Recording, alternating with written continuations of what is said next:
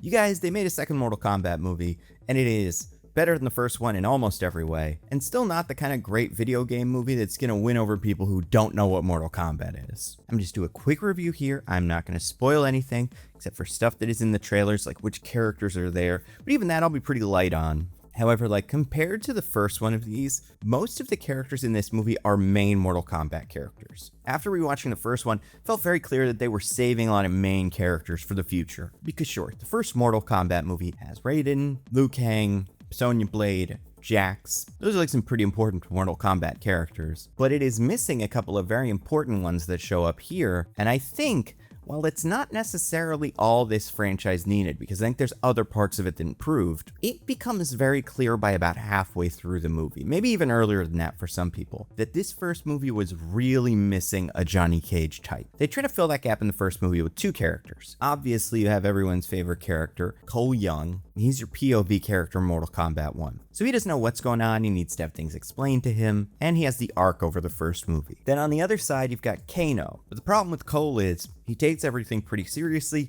and ends up coming off sorta nothing. Especially in a franchise like Mortal Kombat, because I don't think every action hero needs to be silly and make jokes, but it does feel weird in a franchise like this, where the main character isn't constantly kind of shocked by everything. And Kano kind of plays that role. He's the audience surrogate. He's doing the Tony Stark quipping at everybody, and he's calling out that's weird. It's weird that that guy's here. That's a stupid rule. And people that were familiar with the games, and these are not my favorite video games, but I played enough of them to know who most of the characters are and what archetypes they fill, know that the fresh face in the tournament and the kind of sarcastic jerk are usually the same guy, Johnny Cage. And that makes the whole thing a lot cleaner, and also, he's just a lot more fun. And the problem with Kano in the first movie is, he's a bad guy. You're not supposed to like him. He gets his superpower laser from racism. So while some of the things he says are kind of funny, you don't want to root for him. But Mortal Kombat 2 fully succeeds on both Carl Urban's performance as Johnny Cage and just the character's existence in the script. It is absolutely what this first movie needed. And that being said, there are a bunch of new characters, new allies, new antagonists that I think also work and help balance out some of what Johnny Cage is doing. But it is hard to deny, looking back at the last movie and looking at this one,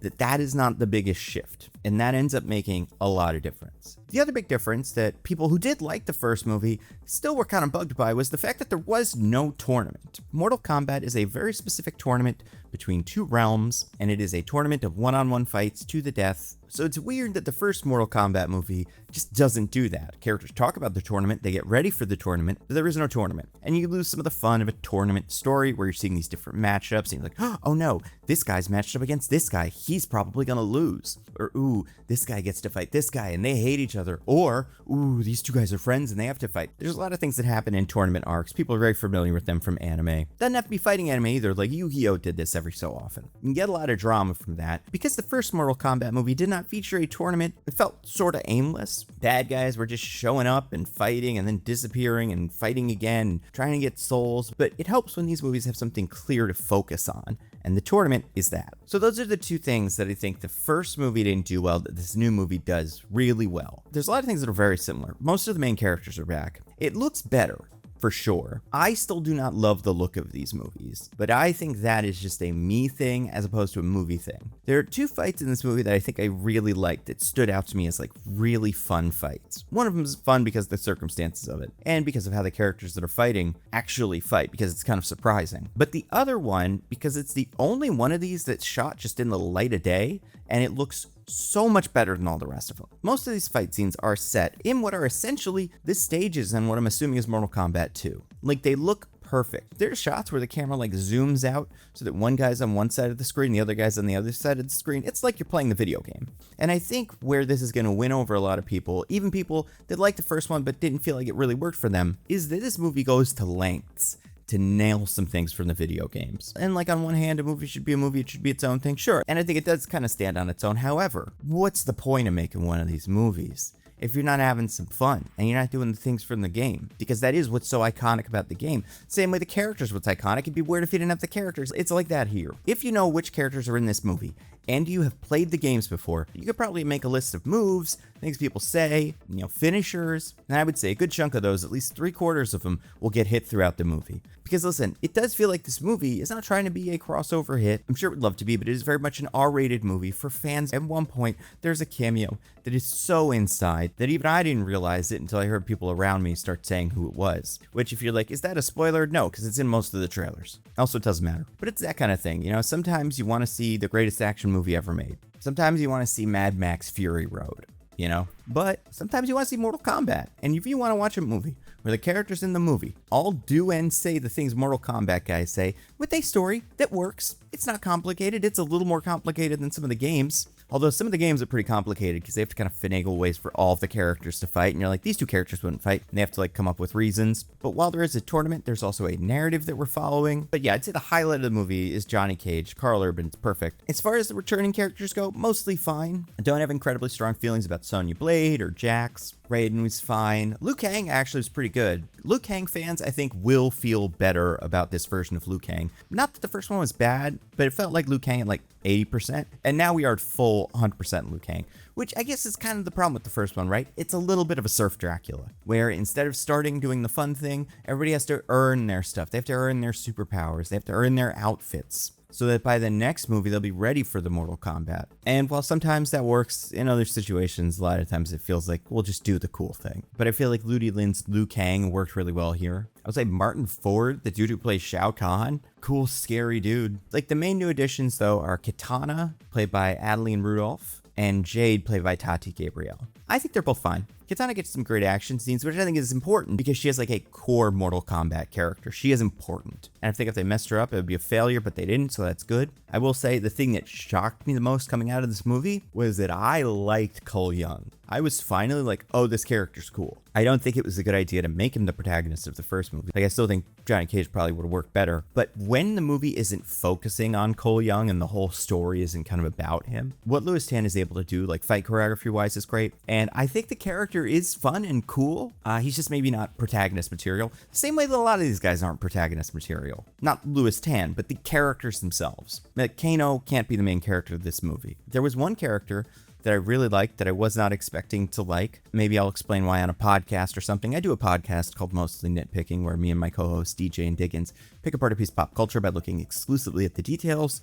We've done episodes on the most recent Mortal Kombat movie and also the ones from the 90s, Mortal Kombat 1 and Mortal Kombat Annihilation. We'll definitely do an episode about this. But there were things about this movie that surprised me. There was one moment where a thing happened and I really didn't want to do this. Not that I don't think it deserved it, but I'm not the kind of person who claps at movies a lot, really ever, or gives a big reaction. There was a thing that happened in this movie that got that reaction from me. And if the movie had not done it, I think I would have started this review with, they missed something, and that is the heart of what's wrong with this movie is they are afraid to do this. But this movie, they did it, and it was awesome. I'd say my biggest gripe is I don't love the look of these. Specifically, I do wish they were a little more practical. I think the fights that look better take place in physical locations as opposed to a big rock floating on a volcano in hell or something, or just a fighting game stage in the middle of a galaxy. But that is the aesthetic of Mortal Kombat, so what can you do? I also think it's fun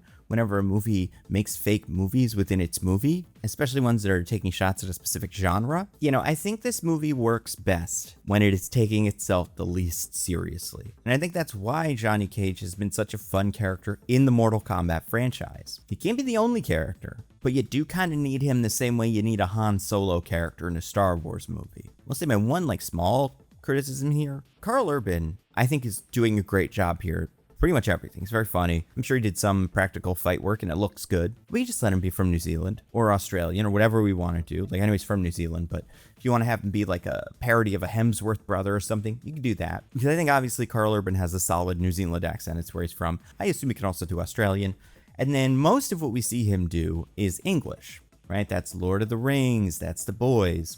And while in some instances, in Star Trek, he's American, or Judge Dredd, he's American, I feel like we've maybe hit the limit here in this movie, especially with all the talking and yelling he has to do, of how much Karl Urban can sound like an American as opposed to someone doing an American accent. And it's not like it's that bad of a thing. It's just like, for me, in the future, next time someone's making something like this, just make him Australian. Plenty of movie stars are from Australia. He could be a parody of Russell Crowe. And again, I know he's from New Zealand in real life, but we have a lot of Australian movie stars. Hugh Jackman, Australia. Maybe make him a parody of that. Especially because a Johnny Cage now would have been a movie star in the 2000s, not the 80s and 90s like the character usually is. So having him be a parody of Hugh Jackman or Chris Hemsworth or Russell Crowe, actors who were big in the 2000s, that kind of feels right. But, you know, that's just a stylistic thing. Overall, I think this movie is fun. If you didn't like the first one because it didn't feel Mortal Kombat-y enough for you, I think this will work for you. I think you will like this movie. If you didn't like the first one because you thought it was dumb or boring, this probably isn't going to win you over. Although it is funnier, and I think there's more there for people who aren't already completely on board. And if you like the first movie, you're going to love this one. I hope they make a third one. There's a very clear path forward at the end of the movie, and I'd just like to see more of some of these characters. And I also know that like the Mortal Kombat universe has some pretty wild lore, and I'd be pretty excited to see where they go with it. You know, what's great about it is all the great characters are back, like Jax. Oh, I love Jax. He's cool because he was in the army. You know, speaking of the army, that reminds me of a video I watched recently by a creator I think is great called Tom Nichols. He has a series called Slow News Day where he just talks about different news stories, and a lot of them are ones I have not heard anything about. Like, for instance, he has one that came out on Monday, the day I saw this movie, about why the United States is just pulling out of Germany. Like, we had a lot of troops in Germany and we've decided to recall them. And if you're hearing that and you're like, that's an interesting choice, why would we do that? The answer is, it's complicated, but Tom makes it simple. And you can watch that video along with tons of others exclusively on this video sponsor, Nebula. Nebula is where you should be watching these. It's the creator-owned subscription streaming service that I helped to create. So basically all my videos, that's Nando V Movies videos and the Nando Cut videos too, go on Nebula first. You can watch them without ads. You can download them to watch them offline. It is without a doubt the best way to watch my videos. And that's not all, because you got exclusive content on Nebula. Like I said, like Tom Nichols videos. But that's not our only Tom. We also have Tom Scott, who's doing a series called England, where he goes to different counties in England and does an interesting thing, learns about an interesting industry. And in this week's episode, he drives a boat from his childhood that makes him so happy. It's the happiest I've seen a person in a very long time. And episodes of his series, England, go up on Nebula a week early. And Nebula is already a steal at $5 a month, or just $60 a year. But if you go to go.nebula.tv/thenandocut, you can get a year of Nebula for just $30. That is $2.50 a month. It is an amazing deal. Again, go to go.nebula.tv/thenandocut to check it out.